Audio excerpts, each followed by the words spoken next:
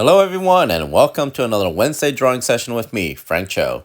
There's my trusty Pentel mechanical pencil with zero point 0.7 HB millimeter lead, my kneaded eraser, and here's my favorite paper to draw on, Strathmore Bristolboard 300 series with vellum surface. All right, today I am going to do something different. I usually draw a lot of comic book characters, but a friend of mine asked me if I can draw K-pop Demon Hunters, the main girl. I guess her name is Rumi or Rumi. Let me know if I'm mispronouncing it. So anyway, I'm gonna tell you a little secret. I haven't watched K-pop Demon Hunters. I've actually watched some clips of it, and the animation is absolutely fantastic. I think it's the same people who did the Spider-Verse for Sony. So K-pop Demon Hunters is is produced by Sony Animation, and I believe it's in Netflix, and also I think it's in movie theaters, which is kind of odd. So it's on Netflix and movie theaters currently. And it's well, I mean, it's the plot of the story is, again, I haven't seen it, but I actually kind of like roughly read the plot online. So it's kind of like it's kind of fun. It's a very fun, cute little story. So Rummy, I hope I'm pronouncing this right. She's the leader of a K-pop girl group. It's a trio girl group, and she is also a demon hunter. So it's kind of a bit of like a Buffy the Vampire Slayer, but she's a singer. And I guess her main weapon of choice is this kind of like this magic sword. So with that in mind, I decided to draw Rummy kind of in a crouching position with the sword raised up, about to strike. So that's the pose I had in mind. And once I have that pose in mind, it's basically transferring that mental image onto the paper. And you can see I'm basically trying to get that the legs right, and I completely just bypass the arms, and I am now working on the arms. So like when you're drawing anatomy, it's basically just you're building. I think of it as you're moving blocks around until it's almost like you have like a 3D. For me anyway, I guess all artists, they you could kind of mentally twist the figure around in your mind until you get the right pose, and then you basically transfer that image onto the paper. And so there you go. So like again, this is just like rough gestural drawing. So you don't have to be exact. At this point, I'm just trying to get all the major body parts in the right position and make sure there's like a nice flow to the anatomy. And so I guess going back to K-pop Demon Hunters. So Rummy is the leader of the girl group, the trio girl group, and I think the girl group is the other two girl group is let me see, Rummy's the leader, Mira and Zoe. So those three are the demon hunters. The plot is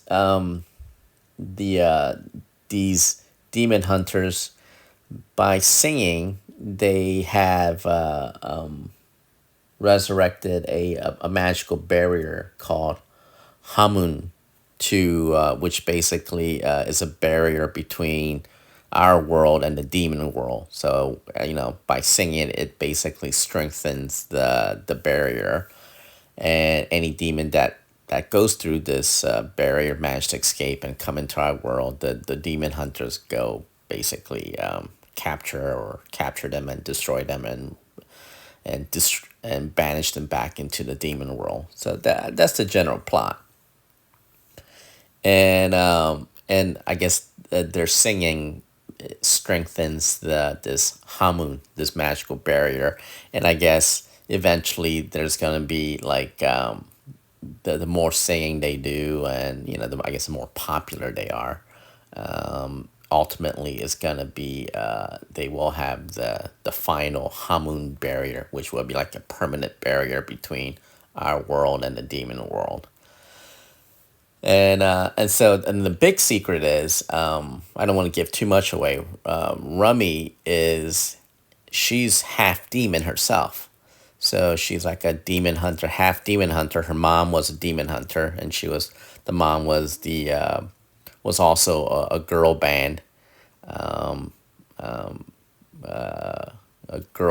girl group, K-pop group called the Sunlight Sisters.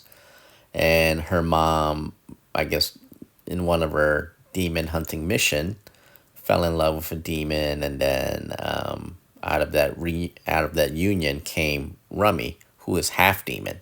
So I guess she has kind of a little bit of a demonic power and stuff like that. So which makes her more effective demon hunter. And but she's keeping that her heritage, the her demon half demon heritage, secret from her other band member, Mira and Zoe. Excuse me.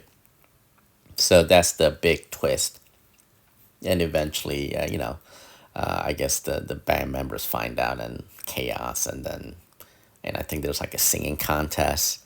And so the demons, trying to weaken this magical barrier, form their own group. I think they're called Saja Boys. So they're like the male version of the male K-pop group, to compete with the Demon Hunter girl group. So and trying to like siphon off their popularity, I guess. So the more popular the boy group, the boy demon group becomes, the weaker the girl group becomes, and also the weaker the Hamun, the magical barrier, becomes. So it's kind of cute. It's cute. So actually, the more I talk about it, I really need to I really need to see this show. I mean, like the clips that I've seen on YouTube, they're actually really great. It's greatly, it's great. The animation is absolutely fantastic. I mean, because I mean that makes sense, because they're the same people who did the Spider Verse, and I'm a huge Spider-Man fan. And so I like the animation in that. So if you like the Spider Verse animation, you'll like the K-pop Demon Hunters animation.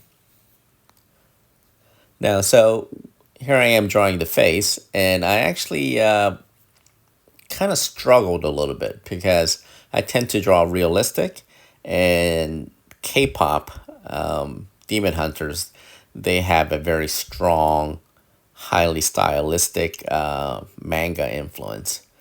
So when you have the manga influence, there's a lot of, basically there's a stylistic distortion that comes with it, and which doesn't come naturally to me, because my style is very rooted in realism, and in drawing this, there's a lot of manga influence. So you'll see me like constantly like drawing and redrawing the face. Um,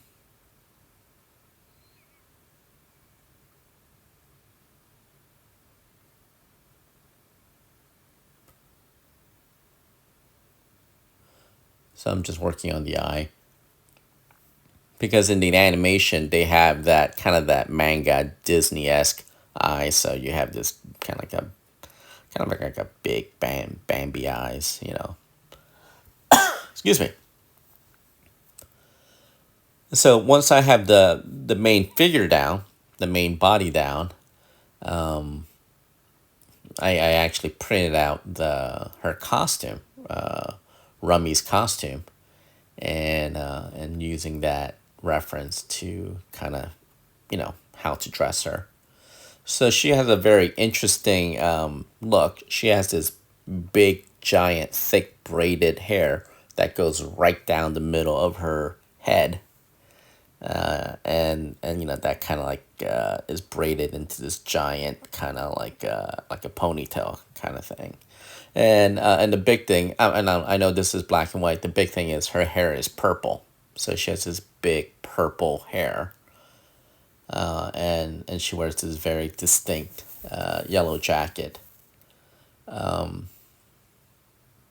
Although in the animated show, in the animated movie, she actually changes her outfit a few times. But I think the yellow jacket is her main costume. So this yellow jacket kind of remind me a little bit of Michael Jackson because it has this shoulder thing. What's it called? Is it epaulette? Kind of like that. This that shoulder thing, like Michael Jackson did.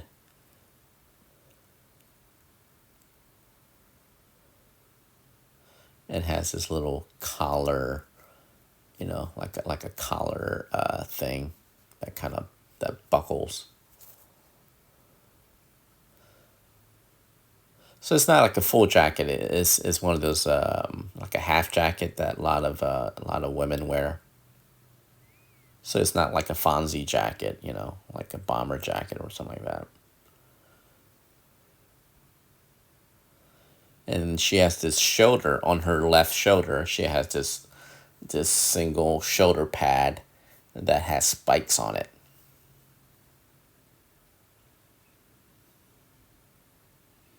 It's actually a very interesting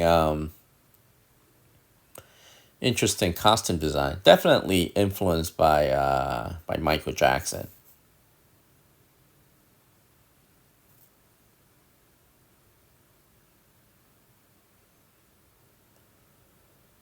So I'm drawing the kind of like the forced perspective because her arm is coming straight at you. You know.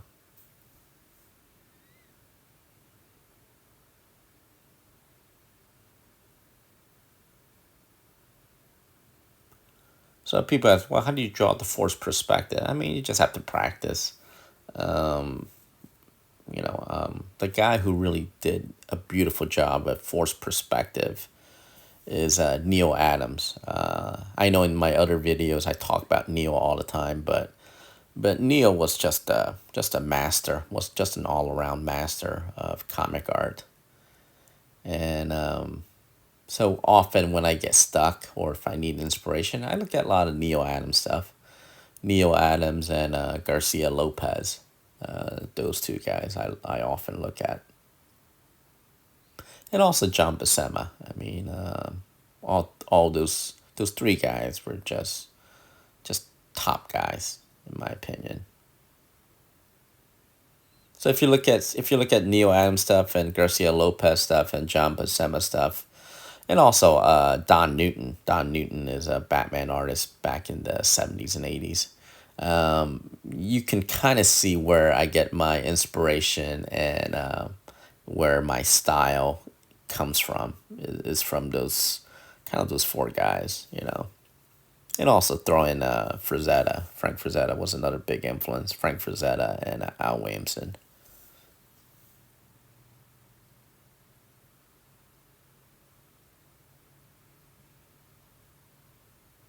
Well, actually, now I think about it, I got tons of influences.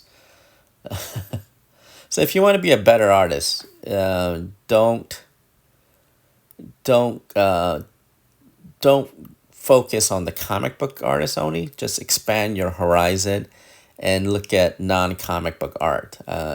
So I look at John Singer Sargent, which is like incredible portrait painter, one of the most talented and brilliant and inspirational portrait painters from the last century.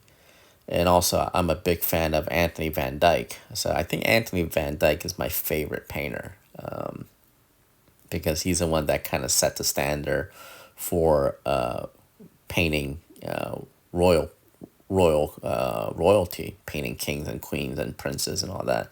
So he's the guy. He's from 1600. He's the one that kind of set the standard for that court painting style, and he actually influenced John Singer Sargent later on, and and all that stuff.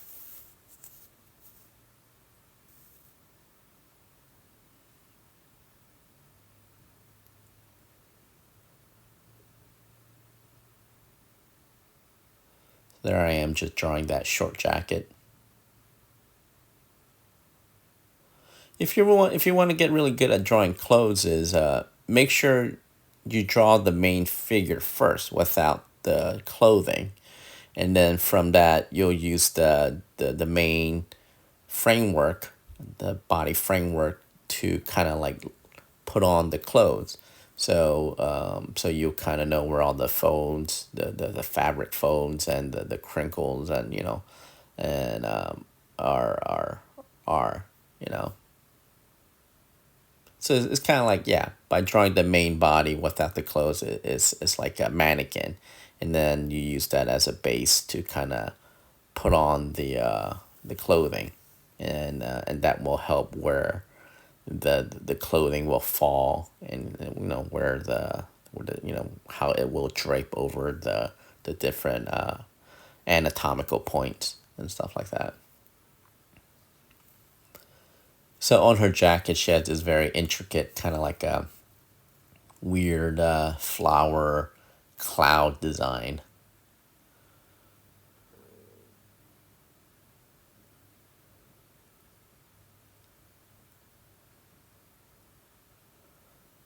which is why I mean, I haven't seen the movie, so I guess when I see the movie, I want to know if that symbolizes anything, or if it's just a design element.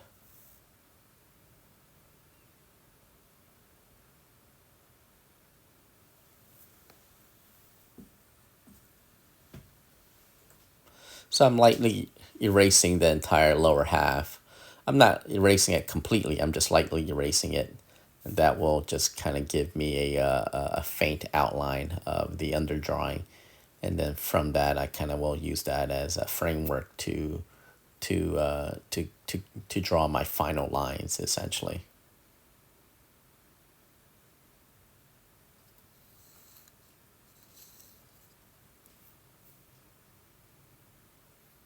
So when I was drawing this, I had the K-pop song, K-pop Demon Hunters song on, and it's actually interesting. I mean, it was actually better than I thought. Usually, I can't stand modern music because I'm an old man. I'm an old man, so like I like my music from my time, from my childhood, from the 80s. It's actually kind of funny. Like I think I read somewhere, you you basically become the music you love the most is usually from your childhood all the way up to your early 30s, early early to mid 30s, and after that period, music, you basically, your taste and nostalgia is locked in, and so beyond that age point, you don't really care about music, all the new stuff. So yeah, I mean, I'm kind of like stuck in the I guess 80s. I love the 80s because that's my childhood, and that's where so that's where I listened to a lot of music. 90s and early 2000. I really didn't listen to much music. I was just so into comic books and movies. I really didn't pay too much focus on the music. So for me, the 1980s music is, it's the best. And also, my parents always had music on growing up, so they would often play music from the 50s and 60s a lot. So I love that time period, 50s and 60s and 80s, you know, and 70s. There's so from that 50s, 60s, 70s, and 80s, that four decade, I just love that music from that period. Now, K-pop, I again, I really don't listen to K-pop because I'm not a 15-year-old girl. But doing research for this character, I actually listened to their songs, and actually it's not bad. It's very I I kind of wish that American music sounded more like K-pop music because I think K-pop music they actually figured out. I don't want to say the formula, but they kind of had like figured out what makes a good bouncy, energetic song that's kind of catchy. So I mean that explains why K-pop music is so popular globally now, because they kind of like figured it out. They kind of like cracked that code. How to create this kind of energetic, catchy tunes and all that. So I think more American music should kind of take notes and try to like figure out how K-pop stuff did it, and then kind of do it on their own too. So it's kind of funny because like K-pop was influenced by American music, and now K-pop is influencing Americans now and other country. So it's actually kind of a fascinating thing, fascinating overall, fascinating situation. So there I am. I'm redrawing the face again because like the first time around, I thought she looked a little bit too mature. I kind of want to.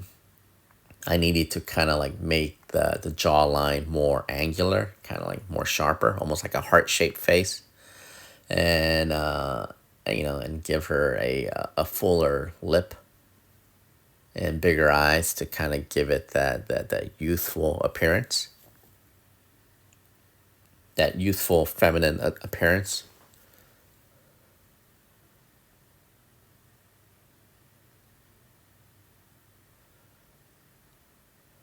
I mean, if you saw earlier, I actually thought about putting her braid ponytail to the right, but it just didn't look right. So I actually kind of like had it curve toward the left, and that just felt that just makes a better composition.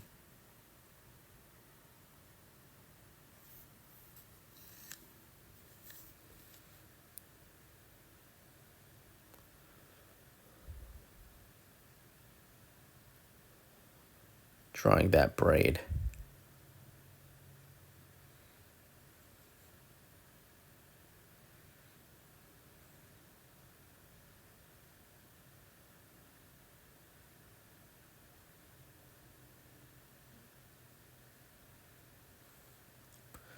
Again, I kind of erased the underdrawing lightly, so I have like a faint outline of the underdrawing, which will help me put the final lines over it.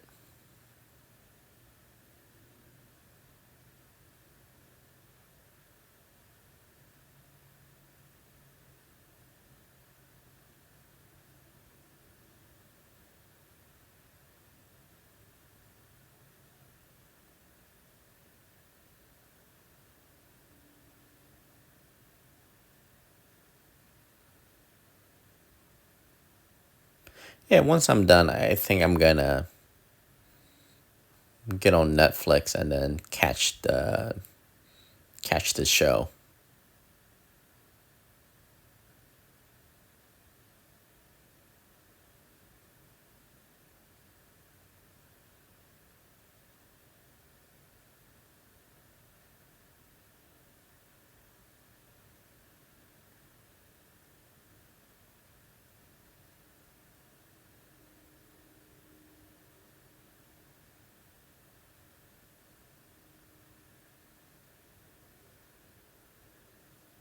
Yeah, I wasn't too happy with her lips, so I decided to kind of raise it up a little bit, kind of give her that more of a kind of a youthful smirk. Also add a little bit more volume to the upper lip. It's actually kind of funny. It's always that subtle changes that that just makes the drawing work. Again, so like this is a perfect area, perfect time to do all the experiments and all these like new ideas and different compositional stuff. It's the pencil stage. So if you mess up, you can just erase it. So that's why I love this stage of the drawing the most, because I get to just like mess around. And if I make a mistake, I just erase it, and start over. So don't be too precious with your drawing, because, if you mess up, just erase it. As the old saying goes, if it looks right, it's right. If it looks wrong, then it's wrong. And if it's wrong, then just erase it.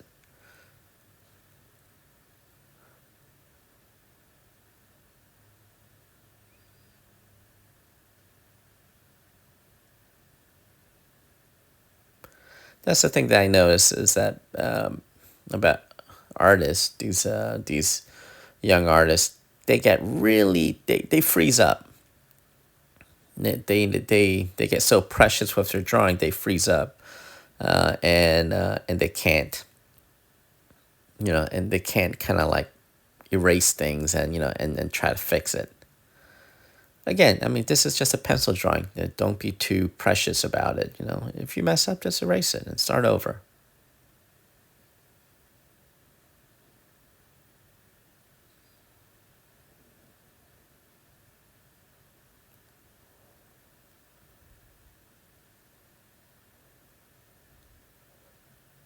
So there was nothing wrong with the hand. It's just that I'm gonna just go ahead and kind of like tighten it up, add a little bit more volume and more of a perspective.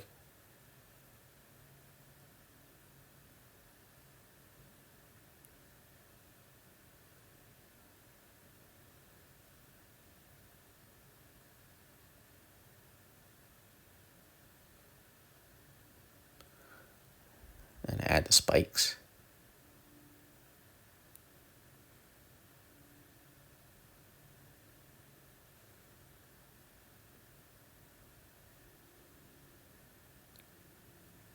Yeah, I heard that this K-pop Dragon Hunter is doing. I think it's like the number one show on Netflix right now. I think I read somewhere. It's always fascinating to me how like you never know what will hit and what won't. I mean, there's so many good movies out there, just never became a hit. And while like some movies or shows that just comes out of nowhere and becomes like a number one hit, it just kind of they catch lightning in the bottle. It's actually kind of fascinating.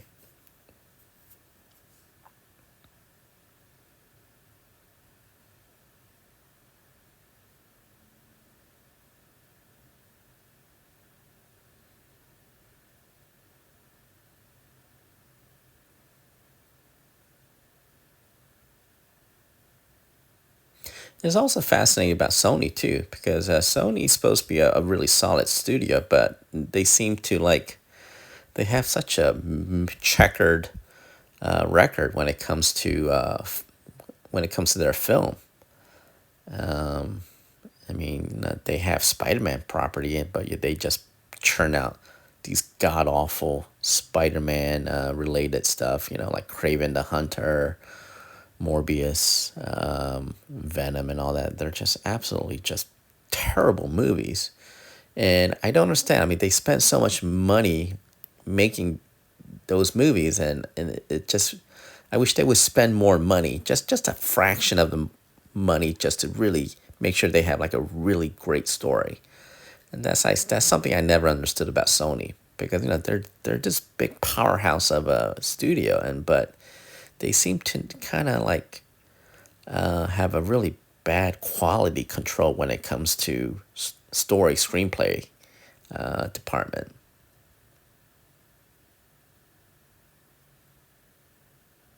Hell, if Sony ever hired me, I would basically churn out some kick-ass story for them.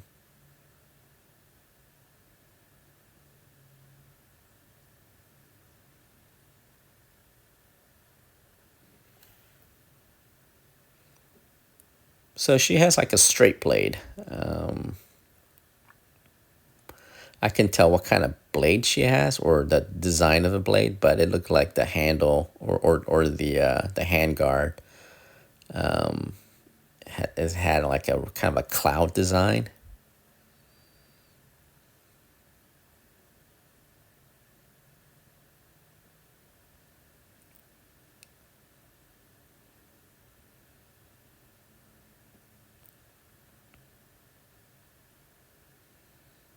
So I'm trying to make the blade straighter.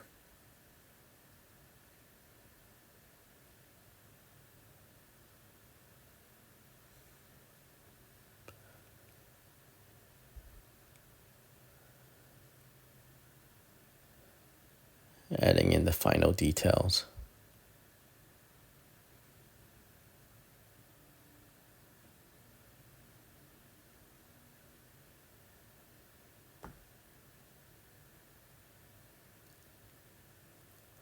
Kind of thickening the outline.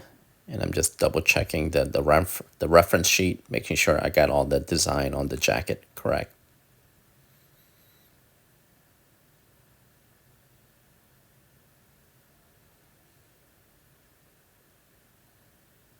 She has like a zipper pocket over there in the front. It has this like kind of a pronounced belt loops.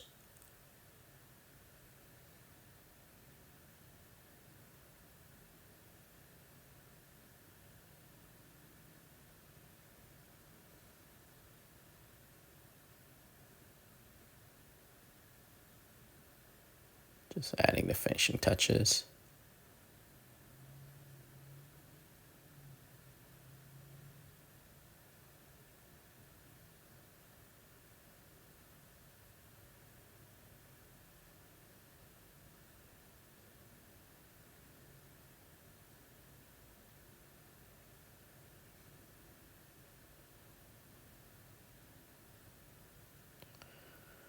So there it is.